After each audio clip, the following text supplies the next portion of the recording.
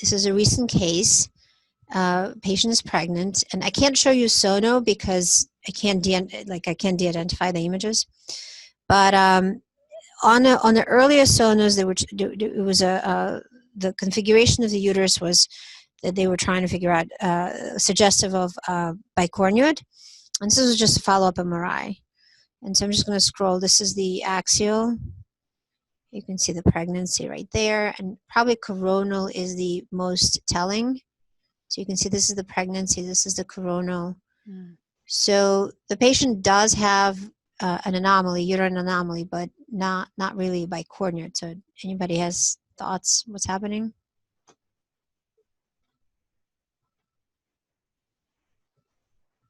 It almost looks like the one where you can see the endometrium, like first of all, it might have adenomyosis, but then the other one, I don't see like good muscle around it. Right. And I don't see it connecting to like a cervix. So I don't know if it's like extra uterine or in a rudimentary horn, but if it was in a rudimentary horn, I don't know if it got how it would get there, except if it traveled outside and then back in. So you're right. So this is it's a unicornuate. So there is a unicornuate uterus with a rudimentary horn, no communication with the main cavity. So you can see this is the main cavity. This is probably contraction because it went away. See how it got thick here, but then it goes away at the end of the study? You see that? So that's a contraction.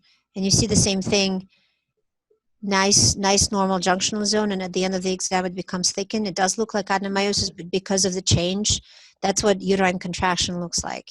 That's a good example. Yeah, that's awesome. So, right, so Both that's sides, yeah. Right, so you can see, and you can see that in pregnant women quite often, but also in like non-pregnant women, we see that sometimes.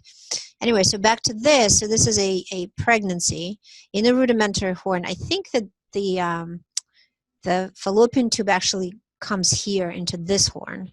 So that's how she got pregnant. This is really super rare. Let me just pick up the article. Hold on. Sorry. Just have to. So anyway, so this was a pregnancy in rudimentary uterine horn.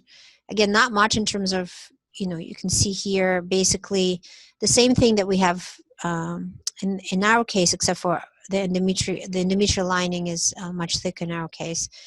But basically, it's technically considered a form of ectopic pregnancy. This baby can't be born. It's very unusual for these pregnancies to get this large because the myometrium in rudimentary horn is usually too thin to sustain a pregnancy.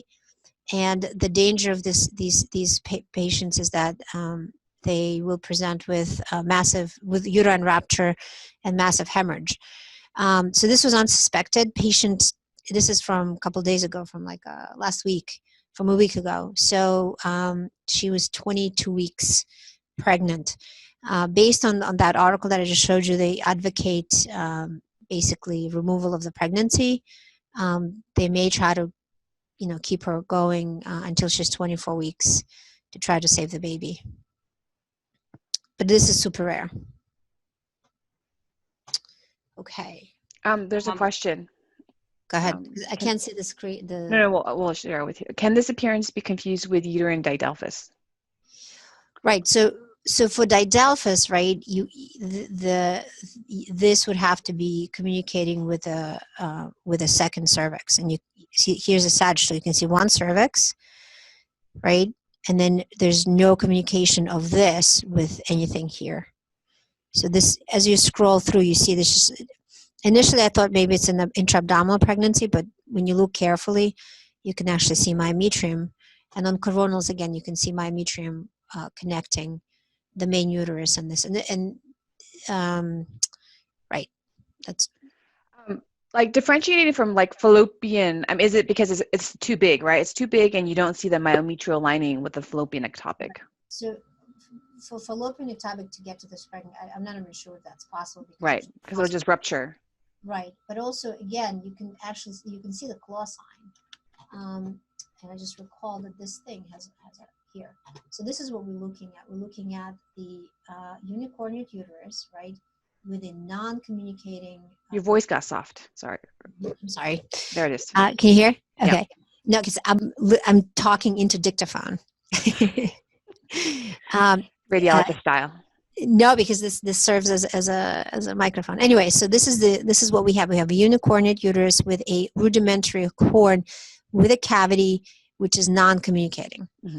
So so if there was a communication here, it would be less dangerous, but there's no communication at all here. So this is what we have here. So you can see that didelphis, right, is not quite the same, where didelphis has a separate uterine cavity basically going into the duplicated cervix and then vagina. So even though they kind of look similar, sort of, but not quite the same, because there's no communication of this cavity with anything. And for didelphis or bicornuate, you can have a full-term pregnancy, so that's not necessarily, as or dangerous. Right. But, yeah, this one. Yeah, this one. So I don't know what they're going to do with this patient, but I think that they plan, based on those, they're planning to like. Of course, it's not a great idea to be in the hospital right now, but that's what they're trying to do. They're trying to keep her, monitor, make sure that she doesn't, because if she, if she ruptures at home, then she probably won't make it to the hospital at all. How far along is she, Victoria? She's 22 weeks, so she needs to hang out for another 2. Yeah. Wow. Yeah. Is there a micro communication? I mean, somehow she got pregnant. Right. No. So the fallopian tube comes into this rudimentary horn. That's how she got pregnant. You don't need like the sperm also can like float through the abdominal cavity and go to the other ovary. Right. And Maybe. that's how you can get like an ectopic or an intra-abdominal. It doesn't have to be. Wow. Right. Determined. Them sperms, I'm telling you.